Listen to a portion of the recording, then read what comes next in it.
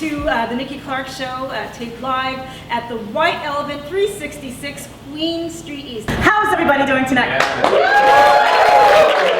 All right, I love that energy. The weather outside is frightful, but the people inside are so delightful, and that's what I love about every time we are here. So there's a lot going on in the world, and let me ask you a question. What time is it? Hot Topics! That's right, it's time for Hot Topics. So Hot Topics are what people discuss at the water cooler, you know, in the office, or what is trending on social media. So here are some things that I found that I think would be relevant. A little bit disturbing. How many people saw the footage of the Ray Rice domestic incident? I saw that. Yeah. How many people make some noise if you heard that? Really disturbing, isn't it? I think what disturbs me the most is Janae Rice actually defending her husband. You know, is it a situation where she's, you know, the battered woman syndrome, and she's still, you know, in that position where she needs to maybe protect the person who is hurting her? But you know what? The way I look at it, love does not hurt, and hurt people. So I think justice was served. He was actually indefinitely suspended by the NFL, and I actually applaud them for standing up and making a stance against domestic violence. So Ray Rice not part of the Ravens anymore. So. 5 million reasons why you shouldn't hurt the person you love. 5 million. So what else is going on? Let's see. Did anyone see Fashion Rocks the other night on CBS? Did anyone see it? Actually, it was last night. I guess nobody saw it. Well, did you hear about Justin Bieber and what he did? Justin Bieber, there was a section where he was up on stage and he was, you know, doing something with an incredible supermodel, and for some reason he went into spontaneous stripping. He took off his shirt, he took off his pants, and he was just down to his Calvin Kleins. And guess what? Everyone booed him loudly. Loudly. So I'm thinking, you know, the person who probably suggested that on his management team, they should be immediately terminated. You know what? Because I think this whole thing went terribly wrong. I think what he was trying to do was to maybe win, you know, some love from his supporters. And there are a couple of things that struck me when I saw him take off his clothes. 3 questions actually came to my mind. The first one was, why? And the second question was, he manscapes, maybe? And then the other thing that came to mind was that he has a lot of tats. What happened was, when his management told him, you know, take off the clothes, it's a really good publicity stunt, go down to your Calvin Kleins and socks. I think what the Biebs forgot to do, or what he misunderstood, was that he should have put his socks in his Calvin Kleins. That's why he got booed. I'm just saying. Yeah, think about it. Because he doesn't look, he hit puberty to me. But anyway. All right, we've got a great show for you tonight. So if you could please make some noise for Roxandra Mitchia. She's going to be here. She is the body whisperer. And we also have the author of Key to Success, Kiran Singh. She's here. And then running for Brampton City Council, Jay Narang, he is here.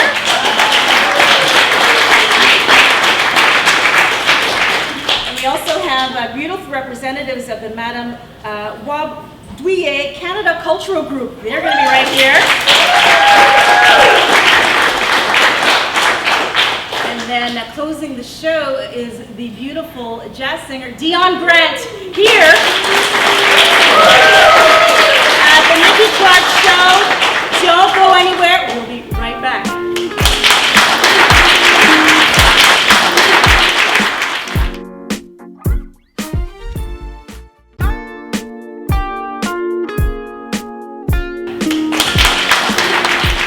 Welcome back.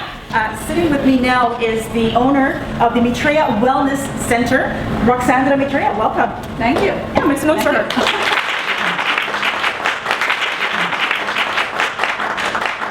You look very lovely.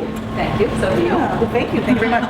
Now, you call yourself the body whisperer, and that to me gives me the idea that you're about healing, you're about spirituality, and you've been doing this for quite some time, actually about 20 years in the field of movement and fitness.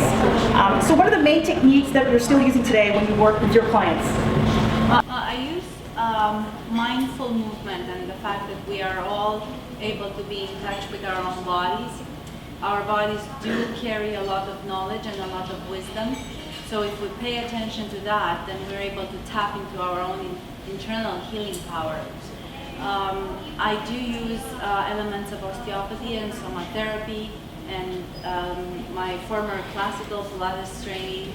I use them all, but that's one element of what I use when I work with my clients. And how did that lead to the studying of meditation, energy healing, and hypnosis? Hypnosis, yeah.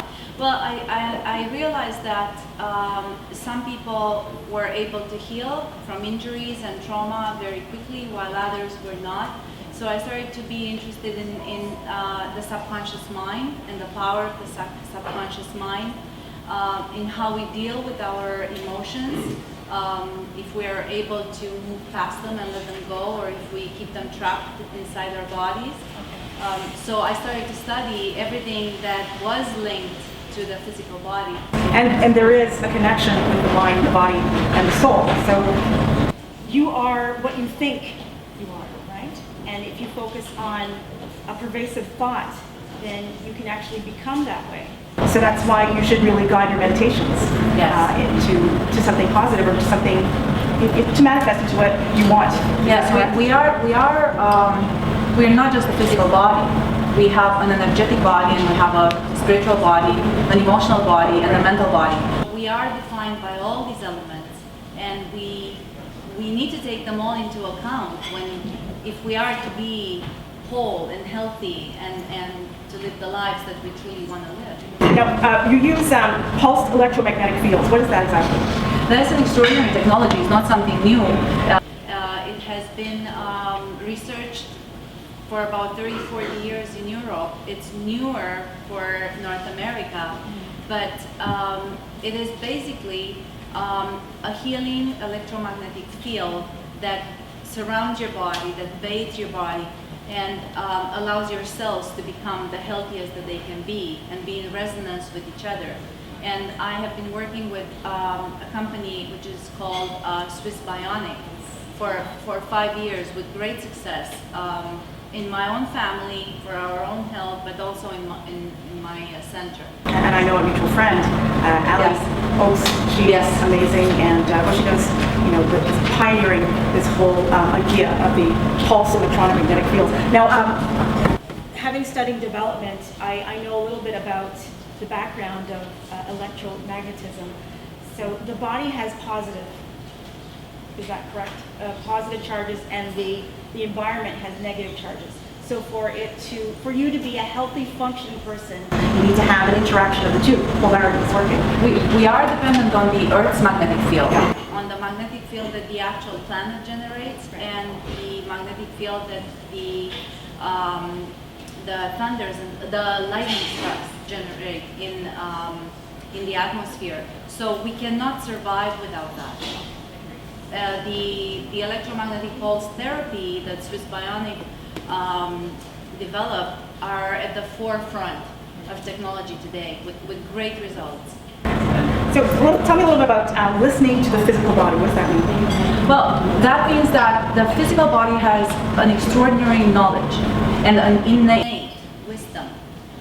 In our society, we are used to overriding that. We work when we're really tired. We push our bodies beyond our limits. When we want to really rest, then we keep going. When we need to take a break, then we keep going.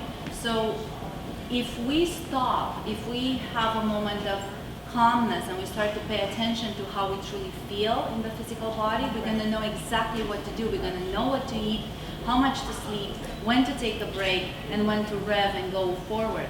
That is paying attention, listening to what the physical body has to say. Do you think a lot of people are tuned out to what their physical bodies are saying, and that's why there's so many illnesses, mental and physical, coming around? Yes. So how do you reconnect with that? How do you listen to your body? Well, that is knowledge that we all have.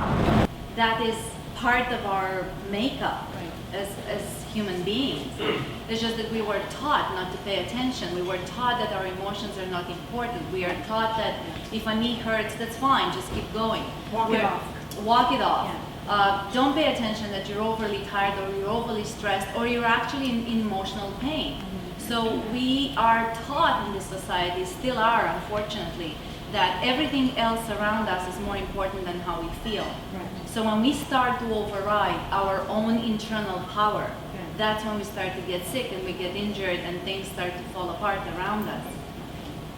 Tell me a little bit about some of the services you offer at your wellness center. We do work with everything that is a human being.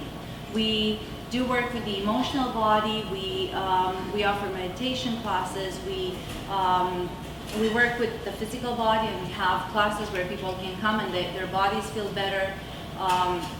I personally work with people who are injured or have had physical or emotional trauma, and they can't seem to get back to their healthy, expanded self. They're stuck. They're stuck, yeah. So you use different methods to help them become unstuck. Yes. And you have powerful testimonies from your clients. What is it that you do that makes it really powerful for them to heal and move on? Well, first of all, I think that what it is that I truly do is when someone walks into my center, I see them whole. I see them healthy. I see them thriving. I see them expanding. I see them being who they truly are. So because I have that vision for them and I know that they can do that, as we start to work together, they start to believe it as well. So if they start to believe it, then it's a done deal. Then if we believe something, then we send our energy there, and then the physical body follows. Absolutely. If you can see it, you can achieve it. It's what I've been saying lately. And I truly believe that. And I also wanted to acknowledge something very special.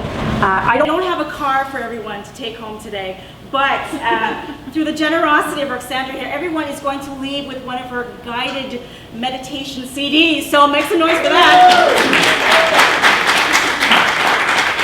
Tell me a little bit about this CD. And this looks, I like the artwork, by the way. Well, the artwork is mine. Is it you? Yes, Very talented. thank you. They are my drawings. These two CDs are part of a series of 12 that I intend to record. These are the first two. They are recorded in the studio. There was special music created for them.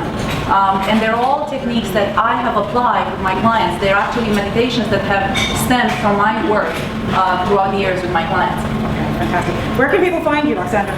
Oh, the name of my center is Mitria Wellness Center, and the phone number is 416-487-3464, and the email info@mitriawellness.com. I'd love to stop by and Please do. make It an would be appointment wonderful. with you. Yeah. Thank you so much for this. This is Thank really you. generous. You're very welcome. And, come by anytime if you've got some good news for us. Okay. More good news. Great. Okay. Absolutely. Thank you. You're welcome. We will be right back. Don't go anywhere.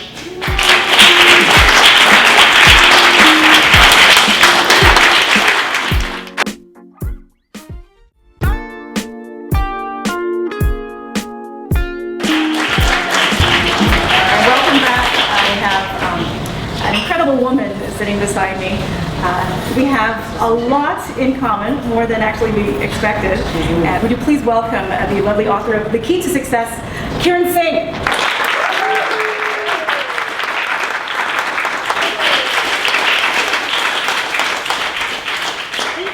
You look beautiful. Thank you. And I notice you always wear your signature orange. That's your favorite color. Favorite color, absolutely. It's my brand. That is a brand. Yes. Purple is mine. Yes. Yeah.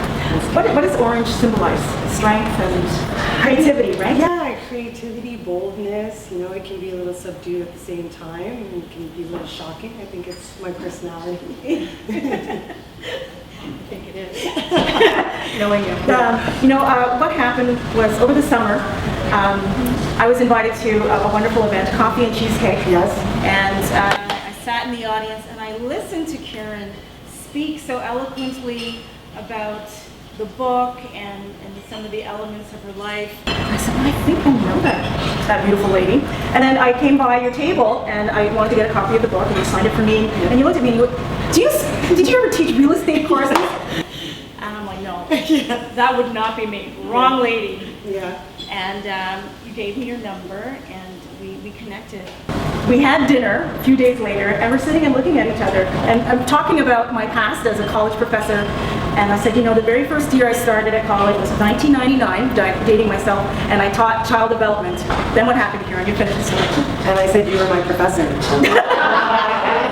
15 years later. I couldn't figure it out, but I knew that had known Nikki, and I'm a real estate broker, so I just assumed it was one of my real estate courses. But when she had mentioned sharing college and child development, I said, I was in your class. And as soon as I said that, you instantly remembered my loud and at that time obnoxious voice.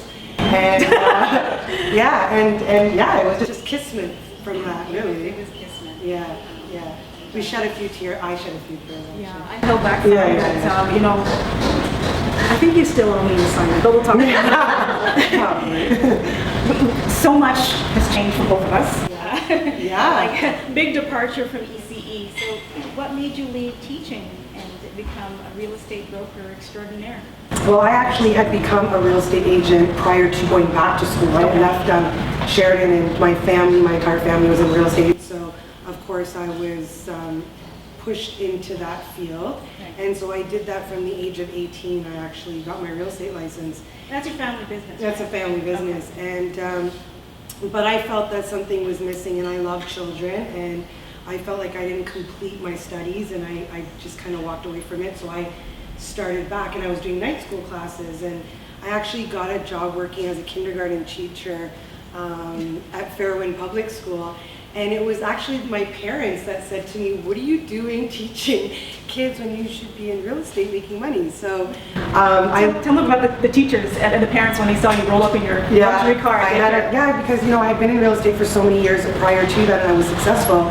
So I lived on my own at a young age. I owned my own house. I drove a Lexus, and I'm pulling up to the kindergarten's class, and they're like, how do you afford this? Like, I don't understand. I'm like, well, I actually do real estate, like that's my profession. And so they were like, I think you should stick to that. So as a matter of fact, I did. It was a contract position anyhow. And so after the year was done, I went back and I decided that I was going to open up my own real estate brokerage. And shortly after that, I got married, and I had 2 beautiful children on my own. So I figured the ECE did really well for me in trying to raise my children. But book theory and actual being a parent are 2 totally different things. Two totally different things. So what brought you to the key to success? So the key to success, I wrote it in a down moment of my life, and I was actually encouraged by the publisher of this book months prior to that he had said to me, you know, Karen, you're just an average woman who just keeps going through your hurdles. And you know, my parents were divorced. I was raised with a step family. I myself am divorced. I have 2 children and an entrepreneur. So he just basically said, you know, there's a lot of women out there that really can just relate to you and not really feel like I'm from a third world country or poverty or some real big story of how you kind of move ahead in life. And so I just started writing as in my journal, and it's a very small book, but it's all me. It's very, like, if you want to know who I am as a person and my thought processes, I've put it all in there. And I just figured if I can do it, anyone can do it. So if I can encourage and maybe aspire someone to maybe think that that passion or that dream that they have is something that they can fulfill in their life, then that makes me happy. And this is what you call a woman's inspiring guide to having it all. Do you think women can have it all? Totally. We have so many roles. We wear so Totally many can hats. have it all. I mean, Yeah. you know, look, for instance, I'm here and, you know, I was honest with you and said my daughter's homesick tonight and it's playing on my mind, and we made it happen that I can go, right? I mean, those are the things that if women are honest, We always then do that. we will respect each other. I think if women rule the world, we live in a totally different It's gotta happen. society, so. The feminine energy is going to take over the government soon. 100%. Definitely. What are some of the things that you want people to leave with when they read the book? And I read the book in one night. It's a very easy read. It's simple. It's you. Yeah. You know, you're just straight to the point, which I appreciate. We're both Sagittarians, so we're like to the point. Yeah. But how do you want them to feel when they read?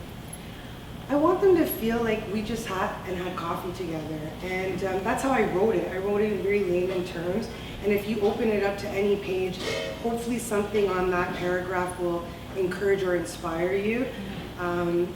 I think a lot of us have self-doubt, and I always say the one thing that always holds us back from anything that we do in life is fear. And if something in this book can alleviate that fear or say, you know what, she's right. I mean, at the end of the day, self-help books or anything that we all know it internally. We know it, we hear it, but we don't really are in tune with it. We don't really say, you know what, yes, I can do this.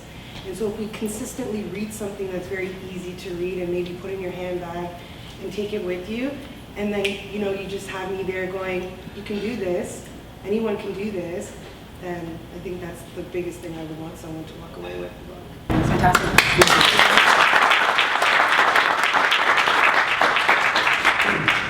Now, I've been hearing some things in the rumor mill that Rumor mill? I got rumor? there is it's a good one about maybe you being in politics, maybe running for mayor of Mississauga.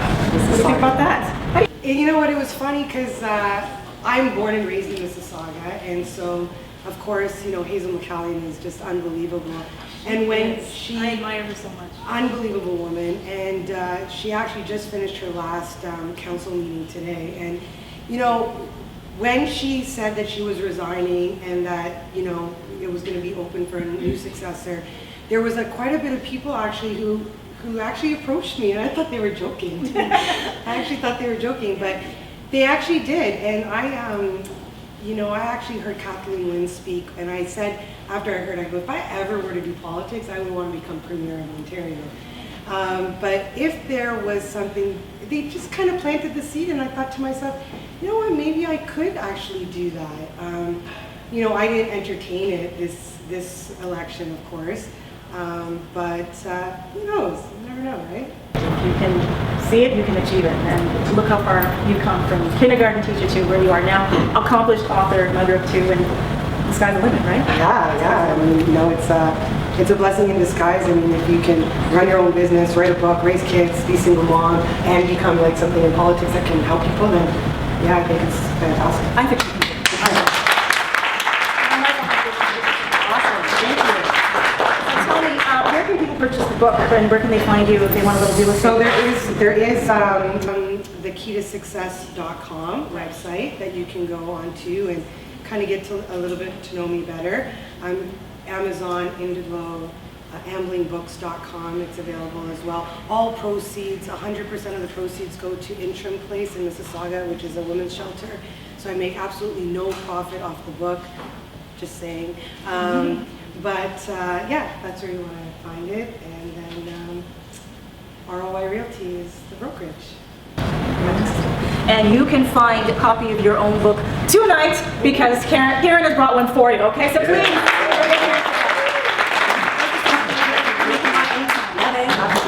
We'll be right back.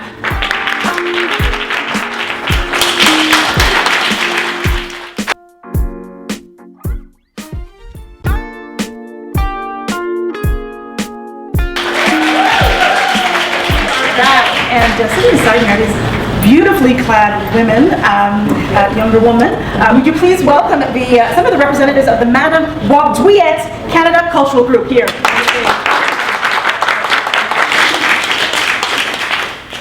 Lovely. Tell me, what is your name?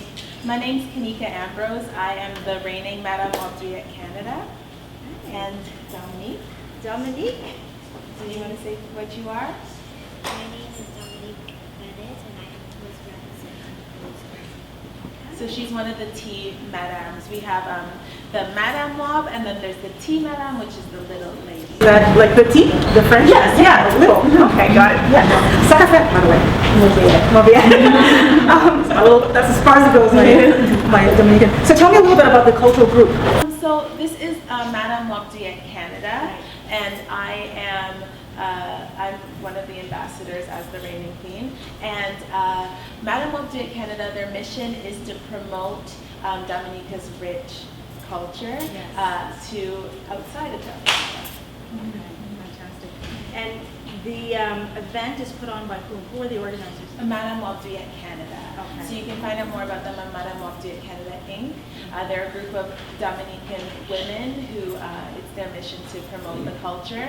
One of the ladies is Lorraine Delsol. She makes all of the outfits. Right. There's also Glenora, who's over here. Woo, Glenora Joseph, she's here. Yes, as well as some other fantastic members who work together to put together a fantastic cultural show every year, and also lots of events throughout the city. And this has been going on for how many years now? This is the third year. Yes, third year. I was there last year, so second. So where is it going to be? And what day? So it is going to be September 28th. That's a Sunday at 1:30. It's an all-day event, so it starts with a brunch at 2 o'clock. Doors open at 1:30, and then the show will start. So you eat, watch the show, enjoy some of the music, and then you see the results of the show later on in the evening. And what are you going to be doing there? Well, last year I was dancing there and participating. It was a really good performance. Everybody did very well. Awesome. You excited this time around? Starting it all over again? Is there a lot of practice, a lot of rehearsals? Well, yes. Yeah, but practice makes perfect, right? Yes, it does. And what else can people expect that day? So actually, the theme of this year's pageant, there's a different theme every year. My year was Kalinago, which is one of the indigenous cultures in Dominica. But the theme this year is Mas Dominique, which is basically our Carnival celebration. So every island, every place has their own Carnival celebrations, and we're showcasing ours, which has lots of jewels, lots of glitter, lots of feathers, but also we have some unique things like sensei, suswel suri, which are unique elements of Mas Dominique, which happens in February.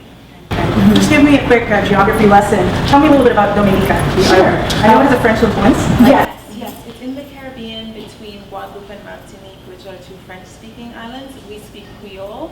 Our language is similar to St. Lucia and Haiti.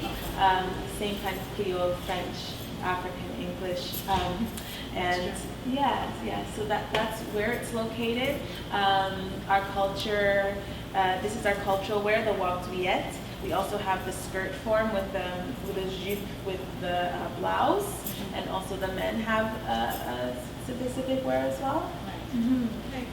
All right, well, I'm excited. I'm going to be there, by the way. September 28th, and that is it's going to start at 2 o'clock. And it's at St. Peter's and Paul Banquet Hall at 231 Milner Avenue in Scarborough, and that's Markham and 401. Yes. And how much are the tickets? $40 for adults and $20 for children, I believe. Okay, and they have it's a great entree, they have great food, very good entertainment. Yes, so how the show works is there are 7 competing madams and 70 madams, and they have an opening performance, and then they have a part where they display their creative wear, and their creative wear will be showcasing Mas Dominique, and then they have the part where there's a very specific dance that you do with this dress, and they're marked specifically on how they showcase the dress. That's the biggest portion, and then there is a tourism kind of part where you highlight your village, which is what Dominique was talking about. You speak about the village that you're representing, and last year I actually wrote a song, so you can highlight and get people interested in whatever way that you know how. Fantastic. Well, I'm excited for the day, and again, where can people find you? Is there a phone number or a website? Yes, they can look at MadameWalkDuetCanada.com, and also there's a number of phone numbers, so if you don't catch me saying it, it's also on the website, but 416-968-6354 is one of the numbers, and there's also some others on the website. Yeah, and also we've got this lovely flyer, so I'll leave it with you, and then you can show it after. All right, well, I want to thank you so much for coming and spending some time. That's wonderful, and I look forward to seeing you in a couple of weeks. You're welcome. Great, thank you. We'll be right back. Don't go anywhere.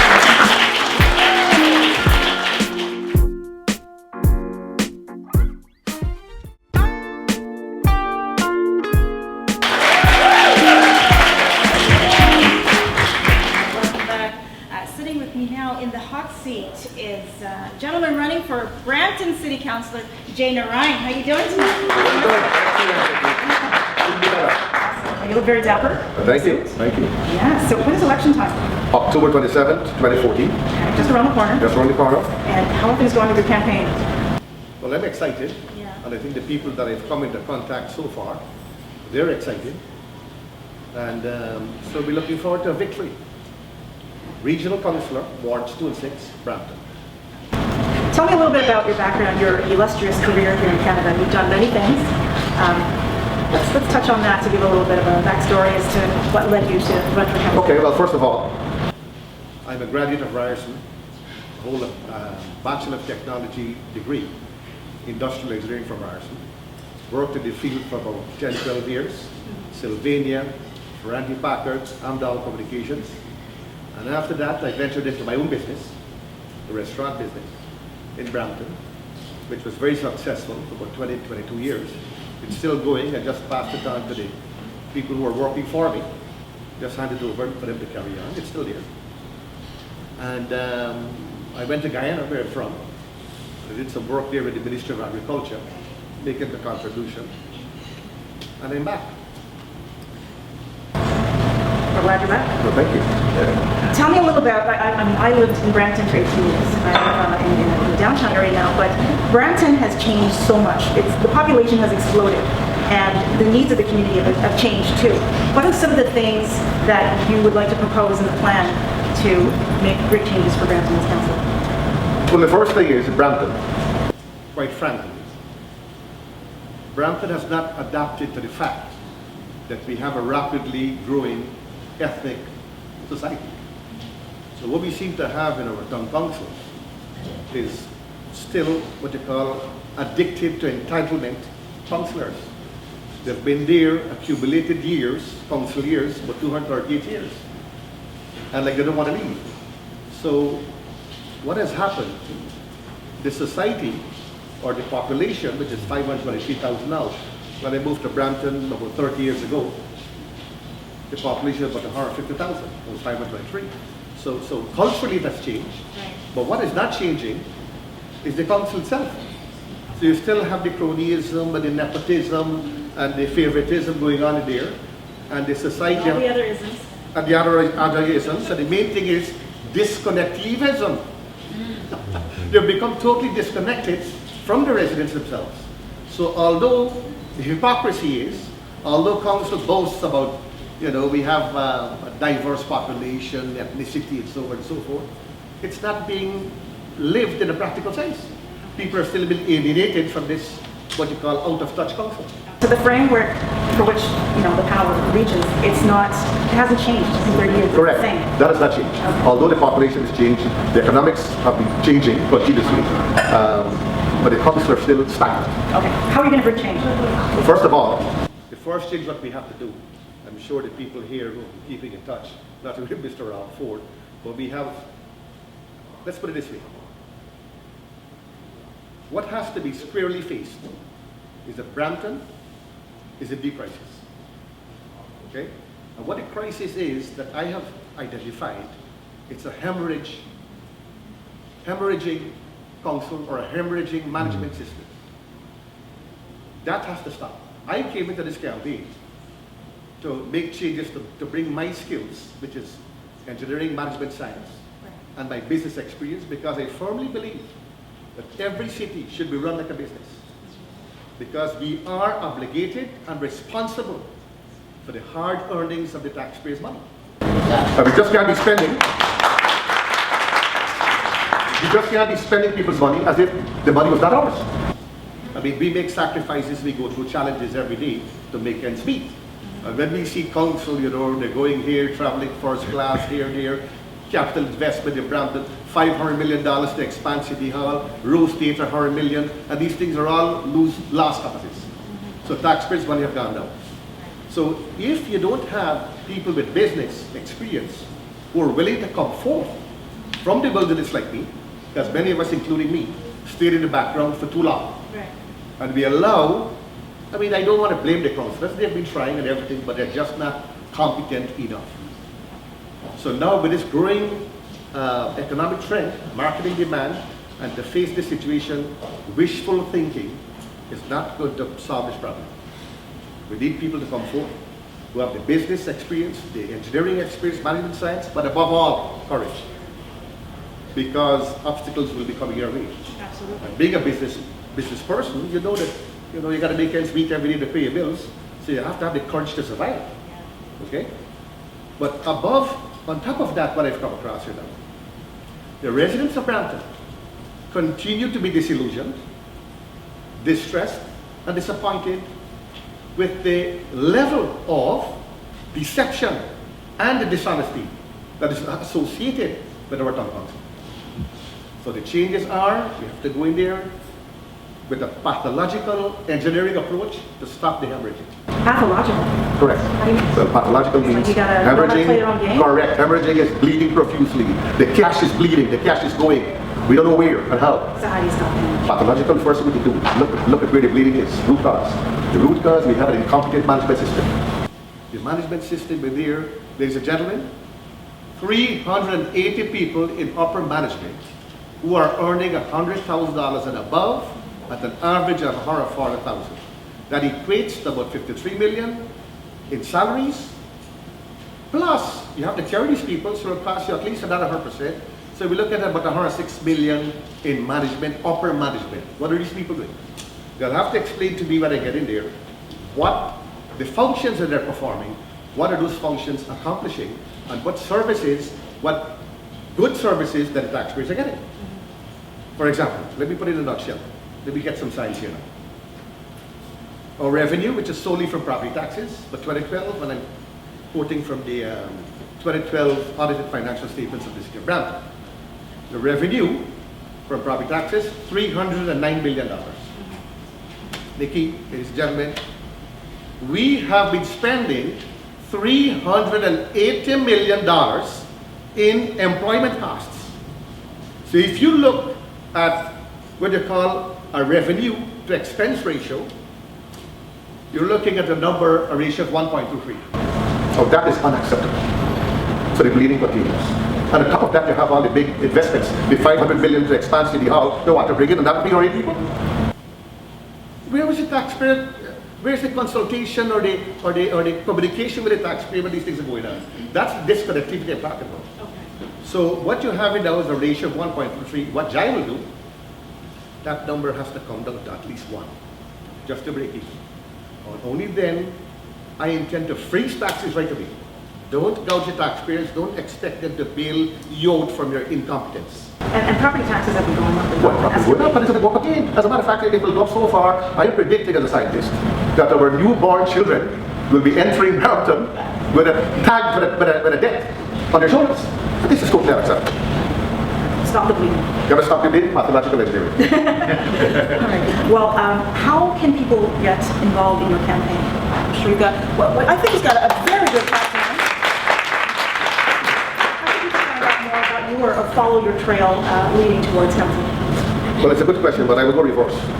I will go to the people. I don't expect the people to follow me. Yeah. I am going to the people, and there's only one way to go to the people because challenges like me always have a disadvantage. The incumbents always have the advantage. So there's only one way, Nikki.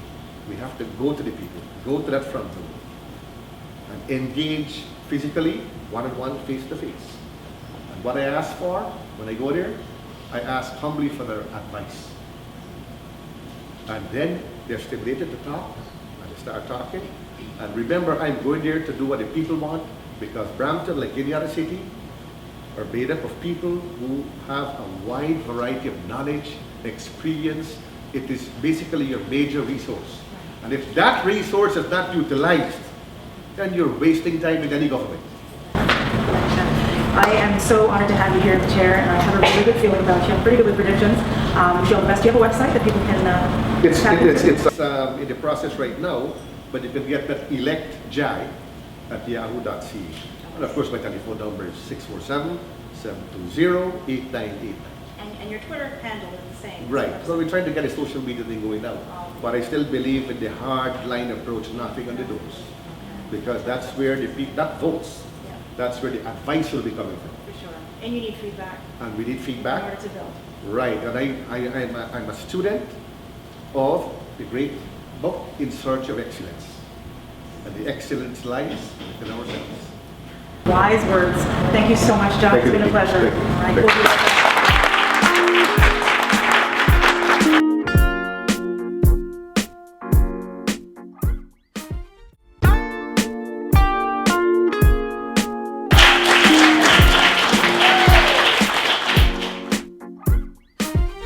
Back I have a wonderful lady here. She is an author, spoken word artist, and a musician. Please welcome Felicia Kyle Lynch.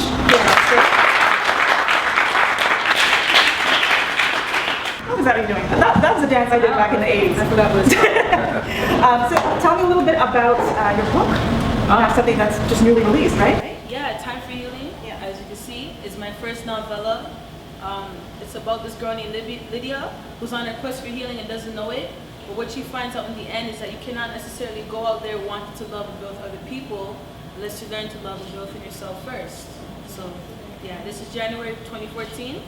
I also got 365, which is an inspirational book of quotes for the whole year. Does anyone want to know what today's quote is? Let's find out. Drum roll! Drum roll, somebody. We might might even have dates. Yeah. Every day has a different quote. Exactly. September 10th. September 10th. We might be a product of our environment, but we're responsible for who we become. Profound. Want me to read it again? Yes. When you like something poetic, you do the clip. Yeah. Right? All right. We might be a product of our environment, but we're responsible for who we become. How long have you been writing poetry? I've been writing since February 2012, which brings me to my next book entitled Scattered Thoughts, The Stream of Consciousness. It's a book of 46 poems that talk about love, sex, politics, the environmental degradation of Mother Earth. You raise your eyebrows like you never heard of sex before. Like, you know what I'm saying? Like, everything's in here, so, you know? Yeah.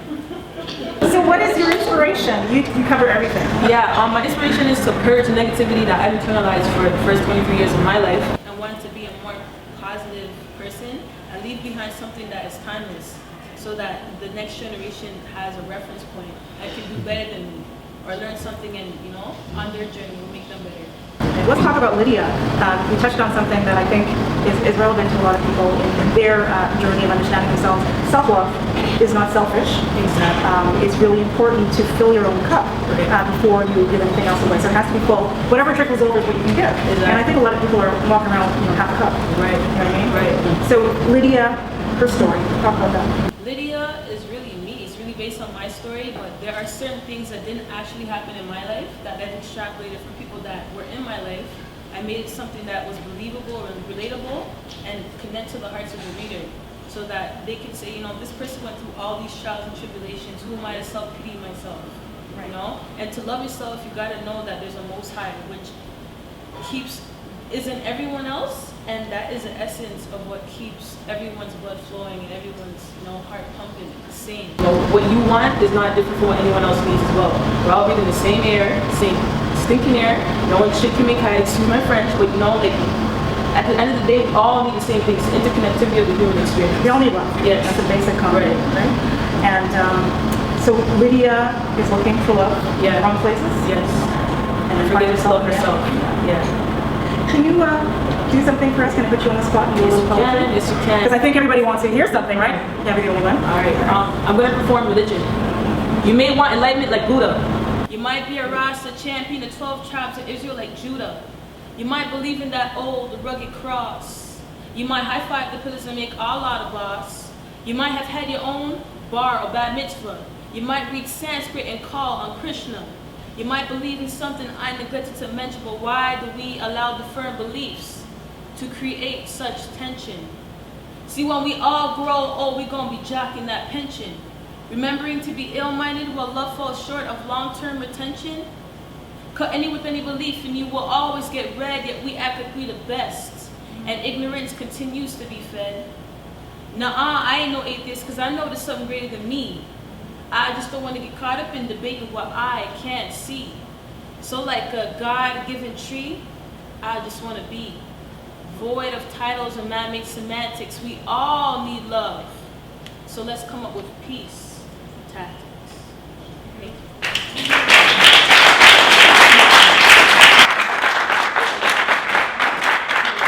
Really happy that you're here. I'm honored to share the space with you. And where can people find you? Where can they get more information about your books or even see you perform? You can catch me on Twitter, FeliciaGuidance.com, Facebook, same thing, Instagram, YouTube, and www.cobpublishing.com, which is the name of my new company. It's SIOBI Publishing.com, and that's you can catch me. Thank you so much for your time.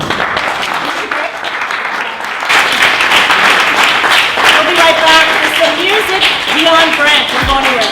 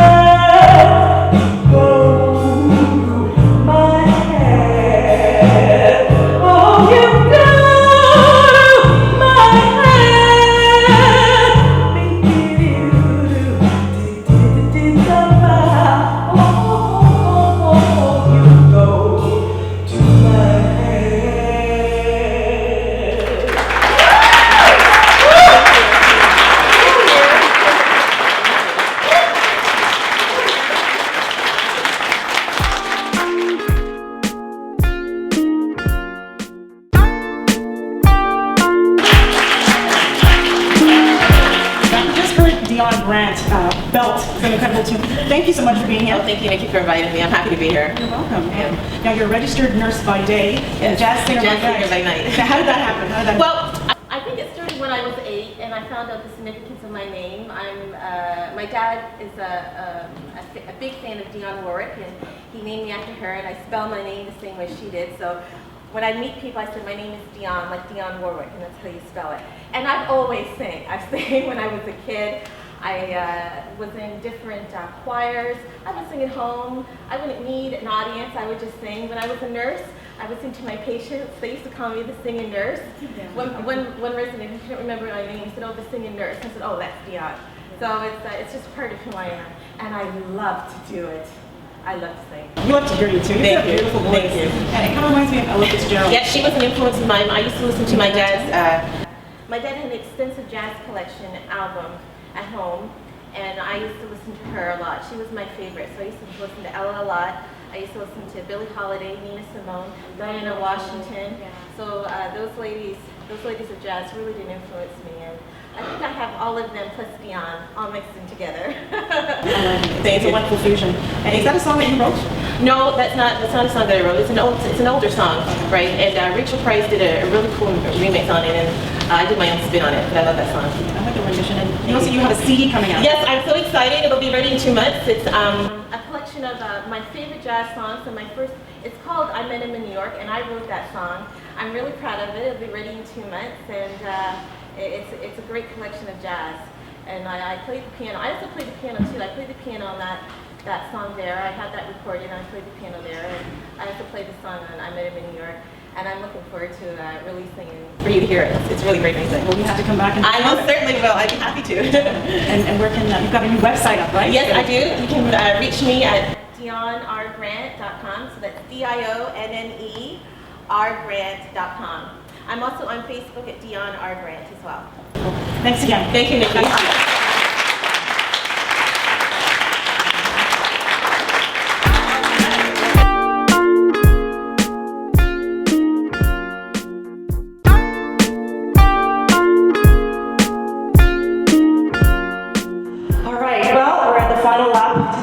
I want to give a special thanks to everyone who's come here to support. It means a lot to me. So please give yourselves a big round of applause. It means a lot. Thank you to all the guests.